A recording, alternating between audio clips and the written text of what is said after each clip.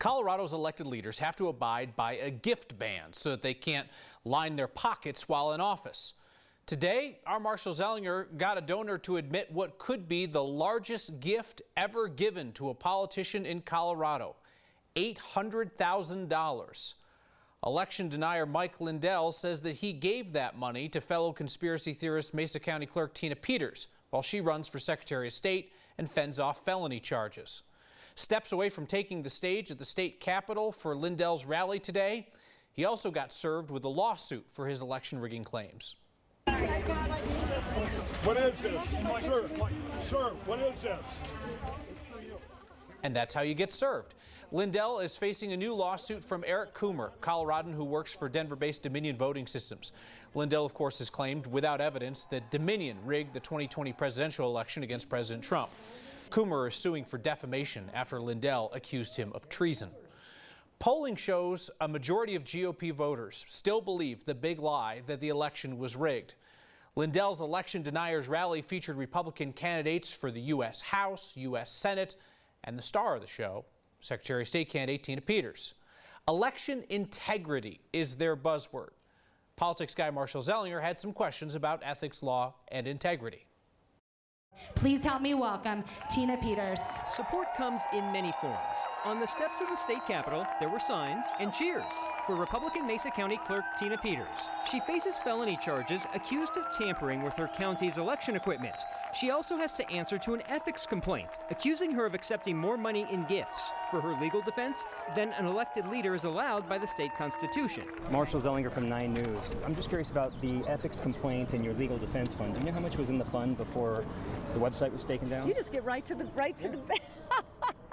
I'm here for that was something set up by my past attorneys, so I don't have any knowledge. Support for Peters comes in the form of the Pillow Guy. Mr. Lindell, how much have you raised for Tina Peters' legal defense fund? I just put all the money in myself. How much is that? I don't know. I probably put in 3, 4, 5, maybe 800,000 of my own money. Unless you're a close friend or family member of an elected leader, you're limited in how much you can gift. You can only give someone a gift of $65 per calendar year. Jane Feldman was once executive director of the Independent Ethics Commission. Now she's part of the legal team in the ethics complaint against Peters. And if Peters receives more than she's allowed, she could be fined twice the amount. So if Lindell really gave her $800,000 to pay for her legal defense, the fine could be expensive. That's $1.6 million. But there is wiggle room if Lindell is a close friend. Except listen to how he answered a question about flying Peters around on his personal plane last year. I'll give rides from people all over the country. I had never met Tina Peters. That's what the plane ride you're talking about. She came to the cyber symposium with a group from Colorado. I picked people up. I invited all 50 states. All 50 states were represented. There's your answer. Another stupid question by a stupid journalist. But here's why it's not a stupid question. If you had just met her, you weren't a close friend of hers. I just met her that day. Another dumb question. If he said he had just met her and they had no prior relationship, it's very hard to argue that he was a personal friend. Ultimately, what the Ethics Commission will have to determine is, was any gift to Peters based on a personal friendship or the person's political or elected position? I could rewind 20 seconds and answer that question and think that it's probably because of the person's political or elected position.